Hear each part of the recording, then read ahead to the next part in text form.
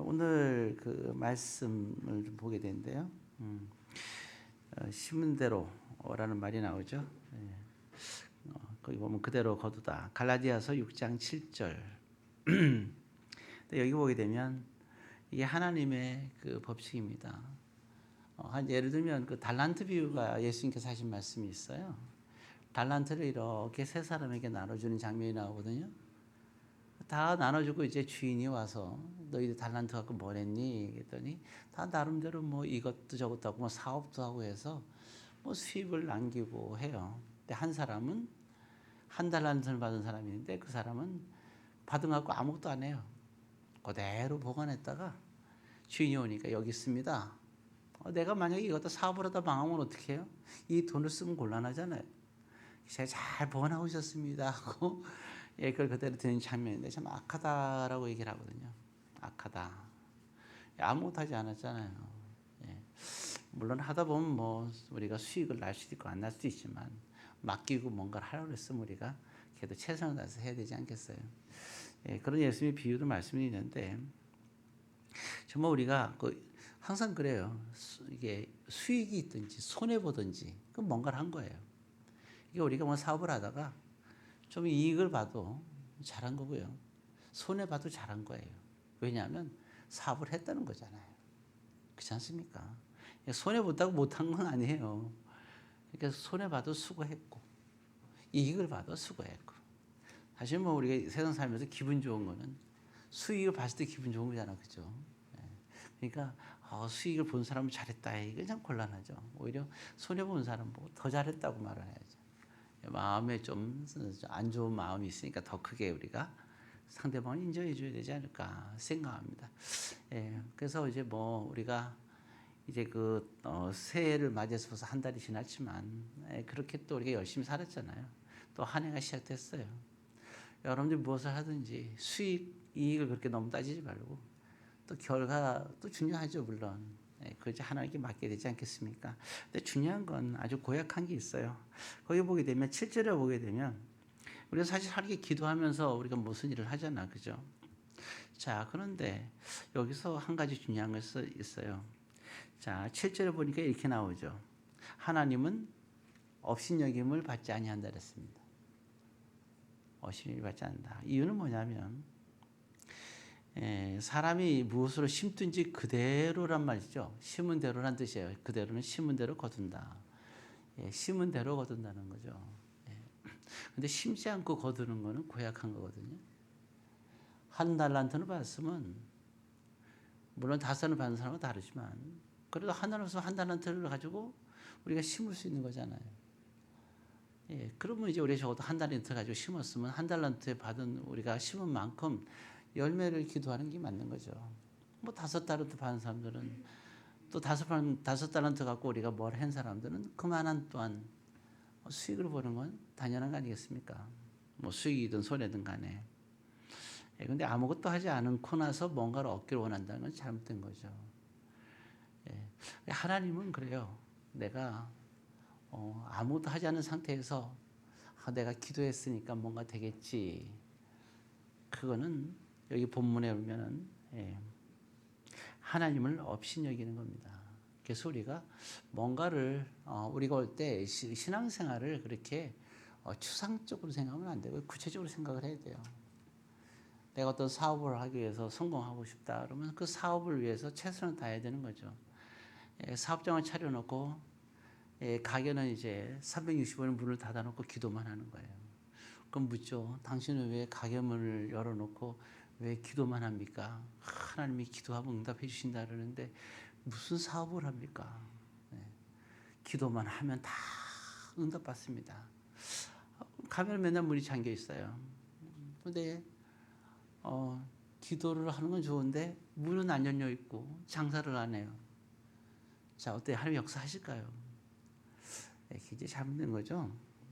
그래서 우리가 이게 인격적이고 상식적으로 생각하면 돼. 하나님의 역사는요, 인격적이고 상식적인 가운데 역사가 나타나는 거죠. 물론 그거죠. 우리가 열심히 1달란트를 심었을 때 원래는 인간적으로 볼 때는 1달란트의 소득을 얻을 수 있겠지만 하나님의 역사 속에서는 또 그걸보다 더 큰 역사가 있을 수 있는 건 확실해요. 그렇죠. 우리가 아무것도 하지 않은 상태에서 심지어한 상태에서 뭔가 되기 원한다. 그건 아니죠. 예, 교회 생활하면서도요. 세월이 지나면 믿음이 좋아진다는 건 거짓말입니다. 그렇죠. 예, 우리가 열심히 노력을 해야 돼요. 예, 말씀도 열심히 읽고 말씀 훈련도 하고 기도 훈련도 하고 뭐든지 훈련이 있어야 되거든요. 예, 좋아서 하는 건 아무것도 없잖아요. 예배를 드리는 것도 열심히 예배를 드리고 이게 다 훈련이죠. 예, 훈련이 없이는 불가능하죠. 그러면 그렇게 훈련을 우리 하나하나 했을 때 우리의 믿음이 좋아지고 하는 거죠. 근데 우리가 아무 믿음에 대해서 노력을 하지 않고 맨날 똑같이 365일 여러분들 자신들을 생각하면 돼요. 내가 믿음이 왜 안 좋아지지? 자신을 살펴보면 돼요. 여러분들이 제일 중요한 거는 심은 대로 거둔다는 말씀 속에서 일단 믿음을 좀 심기를 바라요. 예, 그리고 말씀을 심고 기도를 심고 말씀 묵상을 심고 여러분들의 삶 속에서도 마찬가지고요. 그리고 나서 일단 이 영적으로 이게 하나님과의 관계가 그럼 회복이 되는 거거든요. 이게 하나님의 관계가 회복이 되면 하나님께서 여러분들에게 역사하는 거예요. 하나님 관계가 회복되면 하나님께서 자녀들을 그냥 내버려 두지 않겠죠. 영혼이 잘된 같이 내가 잘 되기를 바란다 그러셨잖아요. 먼저 하나님의 관계가 잘 되면 그 다음에 우리가 하는 모든 일에 형통함이 있는 거예요. 여러분들 자신 있게 하나님께 맡기시고 나가도 충분합니다. 근데 우리가 하나님과의 관계에서 아무것도 회복되지 않은 상태에서 무슨 기도를 하죠? 네, 아무 기도가 없는 거예요. 하나님의 관계 회복을 위해서 우리는 하나님만 노력할 게 아니라 우리도 노력을 해야죠. 나는 믿음을 위해서 무엇을 노력하고 있는가 하는 것을 생각해 봐야 되지 않을까 생각합니다. 자, 어떤 그런 다 지금 서론에 관한 얘기로 좀 말씀을 간단하게 드렸고요. 그 7절에 관한 이야기로 말씀을 드렸습니다. 자, 그럼 구체적으로 들어볼까요?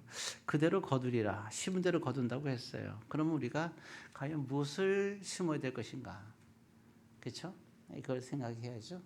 그래서 오늘은 세 가지를 말씀드리고 싶어요. 무엇을 심어야 되느냐? 자, 그 말씀 보게 되면 일단 1절과 2절의 이야기입니다. 자, 1절과 2절인데요. 거기 보면 2절을 한번 읽겠습니다. 6장 2절. 너희가 짐을 서로 지라. 그리하여 그리스도의 법을 성취하라. 첫 번째는 그리스도의 법을 성취해야 됩니다. 그리스도의 법을 성취하라. 자, 이 그리스도의 법을 성취하라 그랬잖아요. 그게 하나님의 법이잖아요. 예. 그러니까 우리는 너희가 짐을 서로 지라는 것은 이게 돕는 자가 되라는 거예요. 서로 도와줘라 그런 겁니다. 그래서 우리가 교회 공동체가 왜 중요하냐? 서로가 도와줘야 돼요. 왜냐하면 그리스도의 법을 성취할 수 있도록 서로가 도와야 돼요. 와서 예배 드리는 것도 도와줘야 되고 찬양과 기도나 말씀을 듣거나 이런 거 말씀을 읽고 이해하는 거나 이런 거 모든 걸 서로 도와줘야 돼요. 네, 목사도 말씀을 선포하지만 말씀도 선포하고 말씀을 설명하잖아요. 그리고 말씀을 가르치기도 하고 왜 그런 말씀을 가르쳐요? 왜 새신자 훈련도 시키고 제자 훈련도 시키고 왜 하겠어요? 예, 그런 모든 것들은 도와주는 역할을 하는 거예요. 예, 그래서 서로 도와주는 거예요. 그래서 여러분들도 서로 도와주는 역할이 되게 중요한 겁니다. 혼자서 할 수 있는 게 없잖아요. 예, 그래서 주님께서는 교회를 또 이렇게 세우신 이유가 거기에 있는 겁니다. 자, 또 이제 우리가 그래서 하나님의 뜻대로 해야 된다. 근데 보게 되면 한 가지 우리가 또 중요한 사항이 있어요. 그리스도를 성취하는 데 있어서 1절을 보면 잠깐 나와 있는 부분인데요. 예, 한번 1절 부분을 한번 읽어보겠습니다. 형제들아, 사람이 만일 무슨 범죄한 일이 드러나거든 신령한 너희는 온유한 심령으로 그러한 자를 바로잡고 너 자신을 살펴봐 너도 시험을 받을까 두려워하라. 이렇게 나왔습니다. 예, 시험을 받을까 두려워하라. 시험이 뭘까요? 시험은 여러 가지 시험이 있어요. 근데 가장 큰 시험은 내가 하나님 앞에 범죄했을 때 시험이 들어요. 마음이 불편하잖아요. 하나님이 원하시는 게 계시잖아요. 뭐 그 대표적인 게 십계명인데 십계명이 하나님께서 우리에게 지키라고 주신 계명이잖아요. 그리고 십계명을 통해서 우리는 하나님을 사랑하고 있잖아요. 이미 구원받은 사람들이 여러분도 이미 구원받았잖아요. 예. 여러분들이 보게 되면 하나님 앞에 회개하고 그리고 여러분들이 세례를 받았다면 여러분들은 성령 하나님이 여러분에게 임한 것이고 여러분들은 하나님의 자녀고 이미 구원받은 거예요. 구원받은 우리가 해야 될 일은 그리고 그 사람이 구원받은지 어떻게 알아요? 하나님을 사랑하며 살아가는 거죠. 하나님을 사랑하며 살아가지 않는다면 이 사람의 회개와 세례는 거짓말이죠. 그렇잖아요. 그러니까 우리가 하나님을 사랑하며 살아가는 사람이 되어야 되잖아요. 내가 이제 사는 이유는 예수 그리스도를 위하여 살아가는 것이라. 이게 새롭게 태어난 사람이에요. 하나님을 사랑하는 사람. 그럼 어떻게 하나님을 사랑하면서 살아가야 되느냐? 하나님의 주신 우리에게 계명을 지키며 살아가는 사람. 그렇죠? 그래서 사실은 신구약을 전체 합하면 십계명을 다 확대 해석을 해서 설명을 우리에게 해주고 있는 겁니다. 자, 그래서 그러면 이제 간단히 말하면 십계명이라는 표현을 쓰게 되면 이 법을 지켜야 되는 거죠. 가장 큰 시험은 아까 말씀드렸죠. 우리가 하나님의 계명을 대로 살아가지 못하는 것. 이거는 가장 슬픈 사람이에요. 내가 슬픈 사람이라는 걸 모르고 살아가는 사람이 더 슬픈 사람이에요. 그죠? 예. 근데 외로움이란 말 하잖아요. 외로움. 여러분들이 만약에 하나님과 교회와 성도를 이웃을 사랑하며 살아간다면요. 여러분들은 사랑하잖아요. 사랑하는 사람은 외롭지 않아요. 진짜 외로운 사람은요. 사랑할 사람이 없을 때 사랑하고 싶어도 난 자격이 없어. 내가 지금까지 이렇게 살아왔는데 면목이 없다. 네, 그런 거거든요. 제가 지난주에 한 통의 문자를 받았습니다. 근데 이제 인생 후 후회하는 한 사람의 문자를 받았어요. 그러면서 그런 얘기를 하더라고요.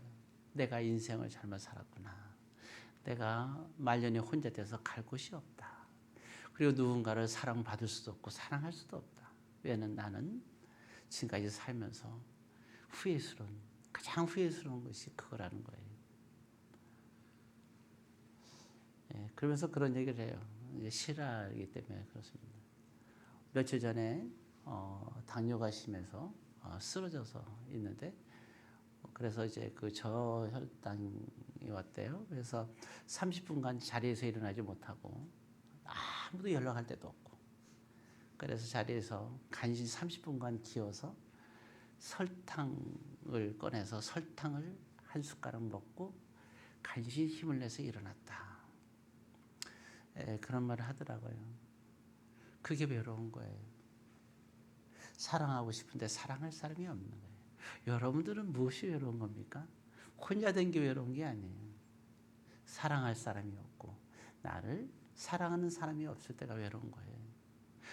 우리는 옆에 누군가가 없는 게 외로운 게 아니에요. 저는 그래서 외롭지가 않아요. 저를 미워하는 사람이 많아서 그래요. 여기 가만히 보니까. 사랑하니까 미워하는 거지. 진짜 그렇다는 건 아니고 그렇다는 듯이 쳐다보고 있는데 안 그래도 그렇습니다. 왜냐하면 혼자 생활을 해도 사랑하고 제가 성도들을 사랑하고 또 성도들은 사랑하는 사람 미워하는 사람 다 있잖아요. 미움은 사랑의 극대극이잖아요. 좋게 해석을 하셔야 돼요. 뭐든지. 그러니까 여러분들은 지금까지 살면서 어떻게 살았나요? 생각으로 해볼 필요가 있는 거죠. 자, 그런 것처럼. 근데 정말 외롭지 않은 이유가 있어요. 우리는 누굴 사랑해요? 하나님을 사랑하거든요. 우리는 대상이 있어요. 차마 근데 그 얘기를 못 해주겠더라고요. 왜냐하면 이단이 아닌데 사이비 교회를 생활을 해요. 그래서 제가 그 얘기 못했어요. 사이비 교회를 다니니까 하나님을 그럼에도 불구하고 하나님을 사랑하고 하나님이 당신을 사랑하면 외롭지 않습니다 말을 하려고 그러는데 본인은 구원이 있다고 생각하지만 사이비 교회를 다니면서 그렇게 살아가니까 이 진리가 와닿지 않는 걸 알기 때문에 아무 의미 없기 때문에 얘기를 하는 거예요. 여러분들이 이 말씀이 와닿죠? 하나님이 여러분을 사랑하는 거 아시죠? 그러면 외로워요? 안 외롭잖아요. 그죠? 외로우려고 하도 이게 외롭고 싶은데, 영화 한 장면처럼 외롭고 싶죠? 혼자 있을 때죠. 근데 하나님이 여러분 사랑하는 걸 아니까 이게 아닌데 하는 생각이 들지 않아요? 네, 그렇습니다. 외롭지 않아요. 여러분 낙심하거나 포기하지 마세요. 무슨 일 하다가 잘 안 돼도 하나님이 여러분과 함께 하시거든요. 우리를 책임져 주시잖아요. 그걸 우리가 알고 있잖아요. 자, 어찌되었든 그래서 우리가 보면 하나님을 사랑하면서 살아가야 되죠. 근데 슬픈 사람은 뭐냐? 하나님을 사랑하지 않는 사람. 하나님을 사랑해야 하나님의 사랑이 우리에게 임재한단 말이에요. 하나님을 깊이 사랑하는 만큼 하나님이 사랑하세요. 마지막 유월절 만찬 때 예수님과 함께 이렇게 마지막 만찬을 하는데 예수님 품에 이렇게 안겨서 나이가 들어갖고 주책이고 수염도 잔뜩 있는 사람이 예수님이 품에 이렇게 안겨서 만찬에 참여하는 장면이 나오죠. 예수님이 내버려둬요. 버릇 없다고 얘기하지도 않고. 그게 누군지 아시죠? 바로 예수님이 사랑하는 요한복음, 요한 1, 2, 3서 요한계시록을 쓴 요한입니다. 요한은 예수님을 정말 사랑했어요. 그리고 깊이 있게 사랑했어요. 예수님이 특별히 다 제자를 사랑하지만 요한을 많이 사랑했어요. 예수님을 사랑하는 자 요한. 사랑하는 자들아, 우리가 서로 사랑하자. 참 예수님을 깊이 아는 사람은요, 나중에 뭘 얘기하느냐? 처음에는 율법을 노래해요. 그러다가 두 번째 좀 더 신앙생활이 좋으면 예수 하나님을 찬양합니다. 그러다가 좀 더 깊이 들어가게 되면 사랑을 노래해요. 그렇습니다. 그 사랑밖에 없다는 것을 깨닫게 되죠. 자, 그래서 정말 우리가 하나님을 사랑하며 살아야 되지 않을까. 그래서 이게 십계명은 우리가 하나님을 사랑하는 하나의 아주 좋은 선물이에요. 우리가 무엇으로 하나님을 사랑할까? 하나님은 저기 천국에 계시잖아요. 근데 우리 앞에 있어요. 왜? 무엇으로? 십계명을 통해서. 십계명 안에 하나님께서 계세요. 십계명을 통해서 우리는 하나님을 사랑할 수 있어요. 잘 알잖아요. 십계명이 뭔지, 그죠? 여러분들이 오늘도 중요할 때 오늘 주일을 그렇게 4계명 안식일을 그렇게 지키라 해서 우리가 주일을 예배드리잖아요. 이 주일을 우리가 예배드리죠. 저기 강릉에서도 막 오고 서울에서도 오고 저 꼭대기 성남 쪽에서도 오고 저기 남양주 쪽에서도 오고 왜 와서 이 자리에 와서 예배드릴까요? 그건 여러분들이 하나님을 사랑하는 거예요. 나도 좀 멀리 이사 가고 싶은 생각도 들긴 하는데 그러면 안 될 것 같은데요. 저는 어쨌든 가까이 옵니다. 그래서 멀리 오는 사람들에게는요, 특별한 하나님이 사랑하세요. 왜냐하면 여러분들이 하나님의 사랑을 표현하고 있잖아요. 다른 사람보다 먼저 사랑한다고 먼저 삶 속에서 고백하고 오는 거예요. 주의를 드리는 것이 특별한 사랑을 하는 사람들입니다. 그죠?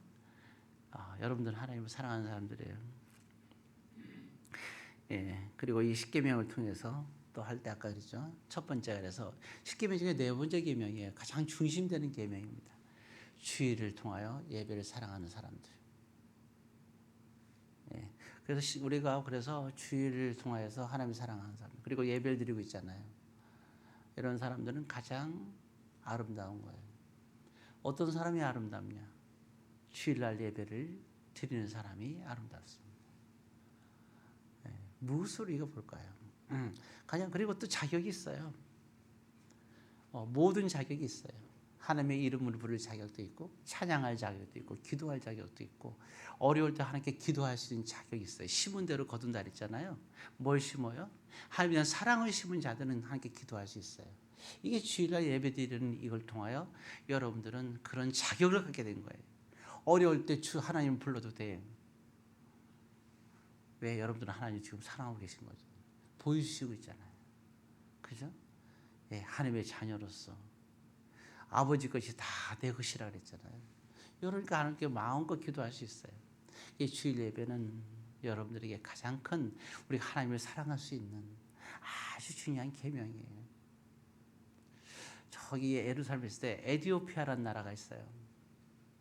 내시면요 여왕인데요. 여왕 바로 밑에 있는 모든 권력을 가진 사람인데요. 그때 보면 마차로 이동하는데 얼마나 오랜 시간이 걸려요.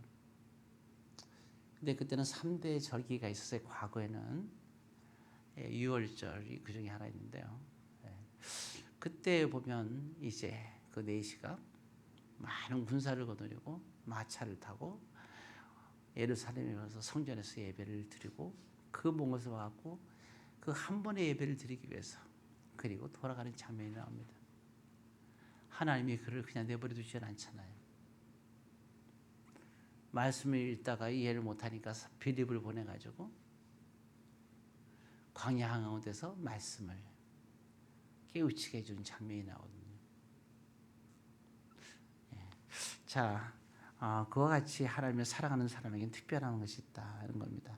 그리고 또 이제 간단하게 말하게 되면 또 이제 십계명 중에서 또 우리 한 세 가지 정도를 생각할 수 있는 게 첫 번째는 우리가 음행과 간음에 관한 얘기입니다. 이것은 레위기 18장에 잘 나와 있으니까 여러분들이 이제 간음이나 음행이 뭔지를 잘 여러분들이 레위기 18장을 보시고 여러분들이 이런 거구나 아시면 되고요.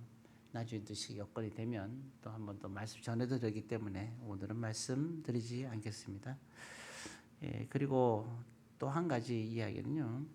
살인에 관한 얘기입니다. 살인하지 말라 했는데 이 살인이란 말 속에서 우리에게 가르쳐주는 게 있어요. 미워하면 안 됩니다. 절대 내 마음속에 미움이 있어서는 안 돼요. 그리고 미워하거나 시기해도 안 되고요. 질투해도 안 됩니다. 그건 하나님의 사람이 시기가 나죠. 사실은 여러분들이 기도하는 거 보면 아주 시기가 많아요. 저는 아주 시기심이 많아요. 저 사람 왜 나보다 기도를 잘하지? 저 사람 왜 찬양을 잘하지? 저 사람 왜 말씀의 묵상을 잘하지? 신앙적인 면에서도 다 그래요.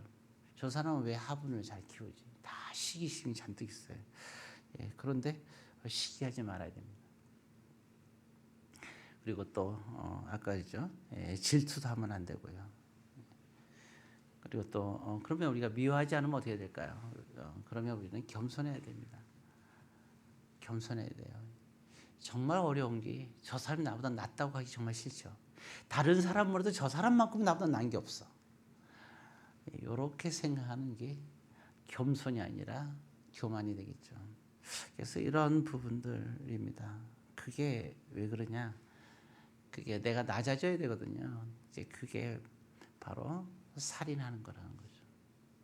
나보다 못해. 이 말은 뭐예요? 저 사람 나보다 못하다는 거는 어리석다는 얘기입니다. 내가 잘하는 거 있으면 저 사람도 잘하는 게 있고 내가 장점이 있으면 저 사람도 장점이 있는 거거든요. 그리고 또 보면요. 나는 단점이 적어. 이 말은 무슨 뜻인지 아십니까? 장점이 적은 거예요. 장점이 많은 삶일수록 단점이 많아요.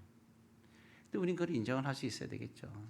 자, 그런 부분들 하고 또 한 가지는 이제 십계명 중에서 우리가 우상 숭배하는 건데요. 탐심이죠. 이제 보게 되면 그 십계명에서 10번째 계명 이웃의 것을 탐내는 것이 나오는데요. 이게 탐심이죠. 그러니까 이웃의 것을 탐낸다. 그러니까 이웃을 해하는 거예요. 재산에 증식하더라도 이웃을 해하면서까지 이익을 취하면 안 된다. 그렇게 얘기를 했거든요.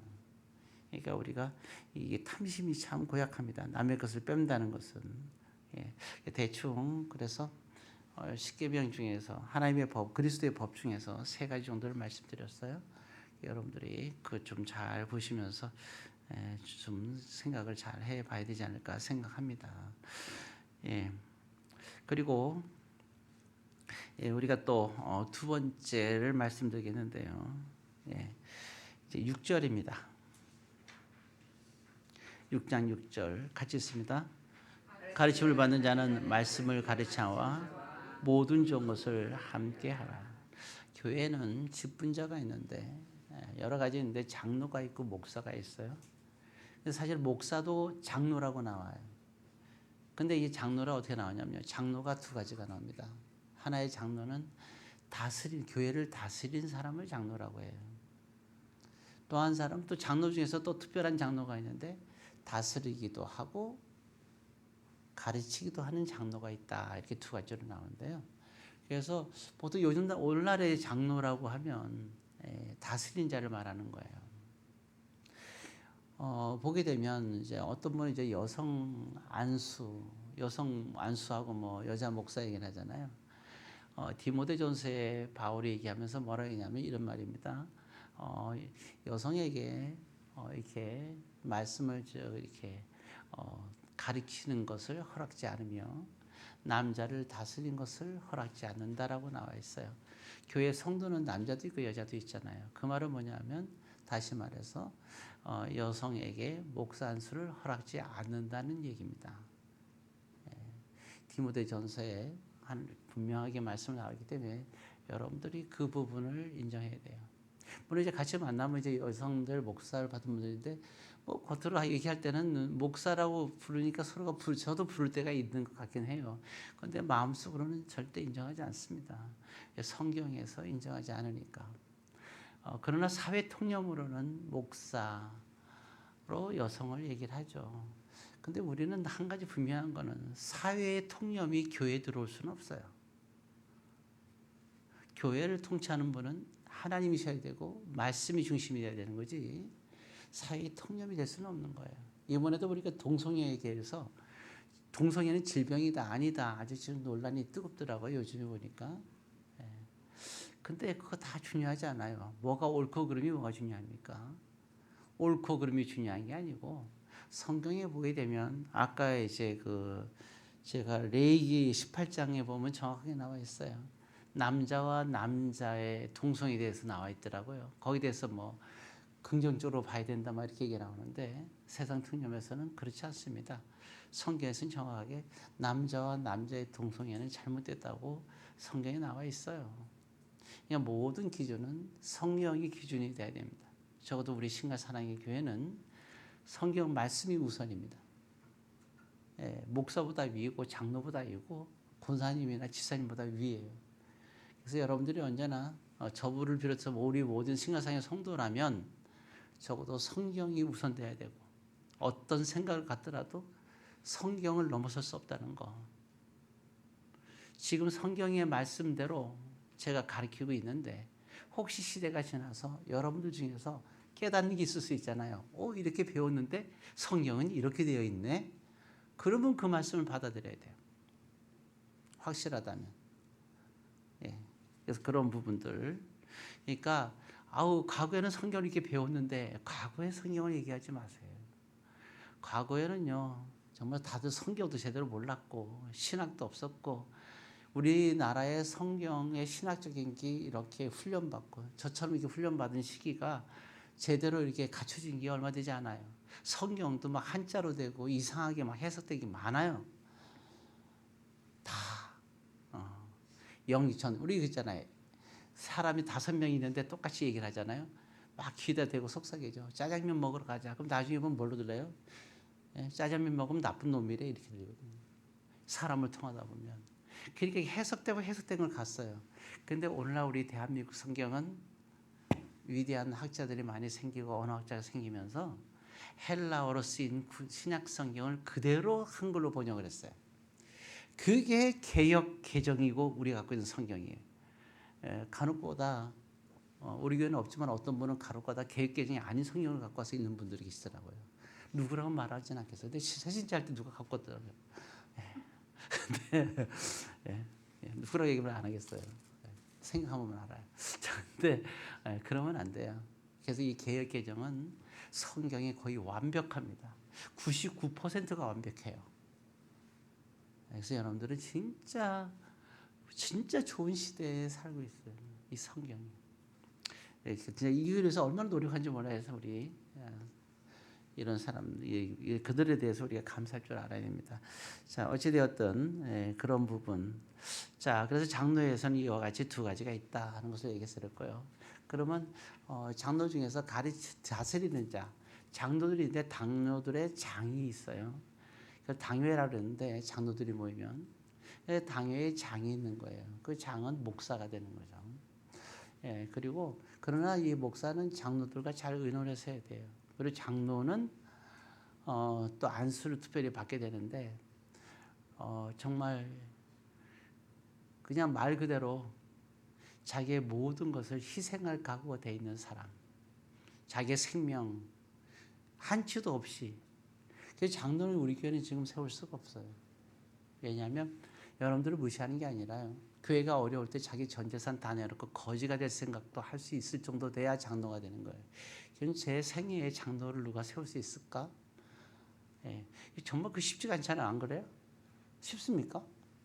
안 그렇잖아요. 또 교회에 어떤 일이 있으면 직장도 그만둘 생각하고 그 일을 생각하고 교회 일이 중요한 일이 있으면 그 일을 해야 돼요. 직장도 그만둘 수 있고 사업도 망할 수도 있어요. 그럴 각오가 있는 사람이 과연 얼마나 있는가. 적어도 신앙사역의 장로는 그 정도 돼야 장로가 될 수 있어요. 예를 들어 보면은 사도행전에 사도 중에 야고보가 있었죠. 헤롯이 가서 군병을 끌고 가서 교인들을 다 잡아가려고 했어요.